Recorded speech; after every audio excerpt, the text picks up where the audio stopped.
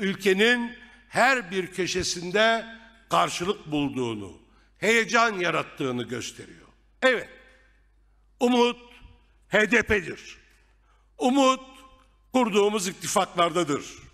Umut kadınların kararlı mücadelesindedir. Gençlerdedir, toplumun tüm mezren kesimlerinin demokratik dönüşüm iradesindedir. HDP ve ittifakları altındaki bu büyük buluşma Türkiye'ye ve demokrasiye büyük kazandıracaktır. Evet, HDP'nin önünü kesmeye yönelik kumpas ve davalar hala devam ediyor. Her türlü oyunu oynamaya da devam edeceklerini biliyoruz. Ama böyle bir dönemde bile hiç geri durmayacakları kumpasların hepsini boşa çıkaracağız.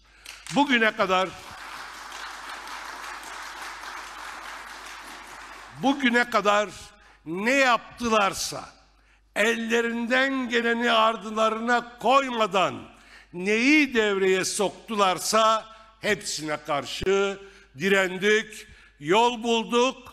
Yolların tamamının kapandığı düşünüldüğünde yeni yollar açtık. İşte bu yollarda yürüyoruz değerli kardeşlerim. Başından bu yana tuzakların farkındayız. Oyunların farkındayız. Geleneğimiz ve deneyimimiz bize bu tuzakları aşma yolunu gösteriyor. Tedbirlerimizi de buna göre aldık. Seçeneklerimizi tüm riskleri gözeterek oluşturduk. Halklarımıza söz vermiştik. Asla sizleri seçeneksiz bırakmayacağız diye. İşte bu sözün verdiği sorumlulukla bütün çalışmalarımızı yürüttük. 14 Mayıs seçimlerinde halkımızın sandığa yansıyacak ve önümüzdeki süreci belirleyecek tarihi iradesi ve gücünü riske etme hakkımız yoktu. Böyle bir lüksümüz yoktu. Yeni bir dönem başlarken bu büyük dönüşüm gücünü mutlaka parlamentoya taşımamız gerekiyordu.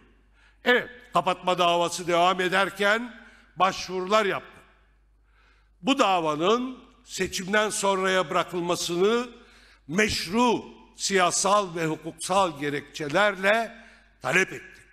Ama Anayasa Mahkemesi 24 aydır süren davada bir ay daha beklememe kararı verdi. Biz bunun ne anlama geldiğinin elbette farkındayız. Bu planın neyi hedeflediğini elbette biliyoruz. Bu tuzağı ve bu riski görerek kararlarımızı aldık ve seçimlere Yeşil Sol Parti ile girmeyi kararlaştırdık.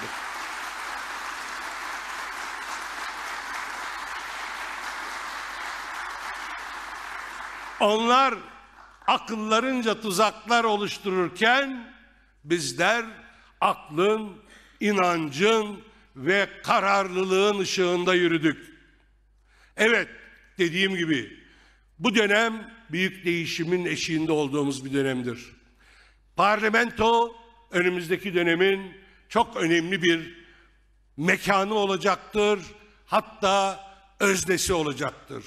Biz biliyoruz ki toplumsal ve siyasal mücadele sadece parlamentodan ibaret değildir. Parlamento çalışmaları sadece kendi başına bütün diğer alanlardaki mücadelelerin yerine geçemez. Ama toplumsal ve siyasal alanda ortaya koyduğumuz güçlü, kararlı, derin mücadelenin parlamentoya en güçlü şekilde yansıması da çok önemlidir. Çok önemlidir, o nedenle riske girmedik, onların inisiyatifine bırakmadık, mahkemenin inisiyatifine de bu zorba ve bu kumpasçı iktidarın inisiyatifine de kaderimizi terk etmedik. Yeşil Sol Parti ile seçimlere giriyoruz Bir kez daha tekrar ediyorum. Değerli arkadaşlarım, bu tedbirler, bu kararlılık, bu sağduyu ve tarihe, halklara karşı sorumluluk işte bu iktidara dert olsun. Evet.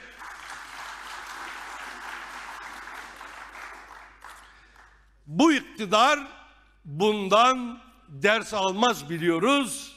En büyük dersi sandıkta vereceğiz. Evet, biz onların hileleriyle de, oyunlarıyla da, her türlü kumpasıyla da baş etmeyi öğrendik. İşte bu da onlara büyük dert olsun.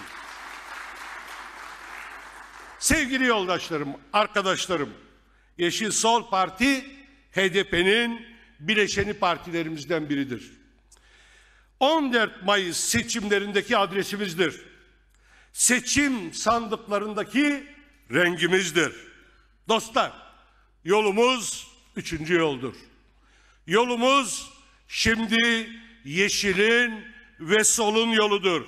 Değişimin yolu ve adresi bu seçimlerde yeşil soldur. İnanıyoruz ki 14 Mayıs'ta tüm seçim sandıklarını yeşile boyayacağız.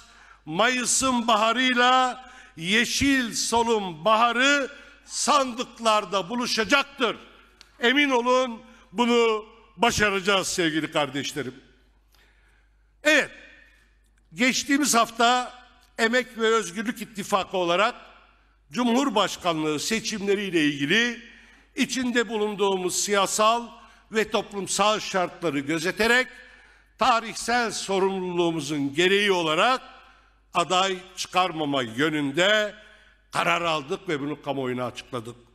Daha önce de ifade ettiğimiz gibi 27 Eylül 2021'deki tutum belgemiz bizim adeta kutup yıldızımızdır. Ve böyle olmaya da devam ediyor. Bu yıldıza bakarak demokratik ilke ve tutumlarda ortaklaşmak suretiyle diyalog yoluyla mutabakattan yana olduğumuzu her defasında ifade ettik.